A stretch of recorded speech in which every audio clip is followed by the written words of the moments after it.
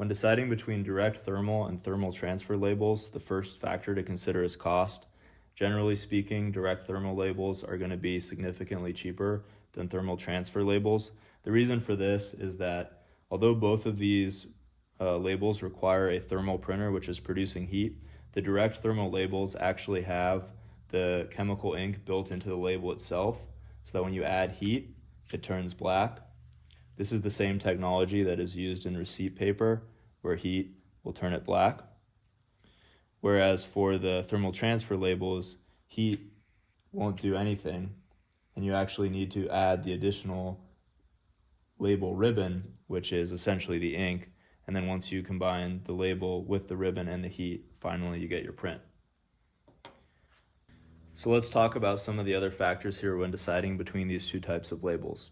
Because of this built-in ink technology like the receipt paper, direct thermal is going to be a much simpler to use label.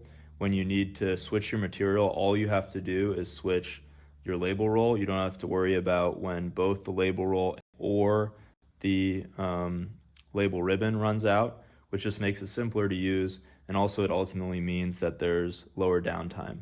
So because of that, these direct thermal labels are by far the most popular label when you're doing shipping and anything that's gonna go in a box sort of for a limited period of time before it reaches its final use or destination. And the most common labels for that are these 4-inch by 6-inch direct thermal labels. So you might be asking yourself, okay, there's all this great stuff about direct thermal.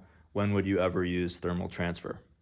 The reasons to use thermal transfer are that, first off, it stands up much better to weather and time. So with thermal transfer, because there isn't any sort of chemical built into the paper, you can put it in the sun, you can expose it to some more heat, you can do all these things that with a direct thermal label might smudge it or cause it to fade, whereas with thermal transfer will stand up for a much longer period of time. Additionally, thermal transfer, it's possible to create a crisper, cleaner print. The caveat to that is if your operators aren't loading the ribbon perfectly, wrinkles in the ribbon can actually make your print worse. But assuming everything is being loaded correctly, the best possible print quality is generally going to come from thermal transfer. And then finally, color. So with thermal transfer, you can do any color you want, whereas with direct thermal, it's just black. And what that means is not that you can do multicolor, but that if you wanted a color other than black, you could get ribbon that was a different color. So considering that, the most common uses for thermal transfer labels are, for example, maybe a tag that would go on something in a store for possibly an extended period of time, or that might be in the sun for a period of time. Also, it's commonly used in things like lumber tags or some sort of marking that may be exposed to the elements to some extent.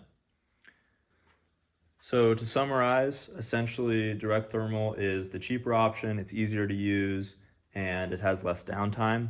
And then for thermal transfer, it's capable of standing up better to the elements. It is possible to get a crisper, cleaner print, and if you need to print in colors other than black, that's the best option. Thanks for watching today.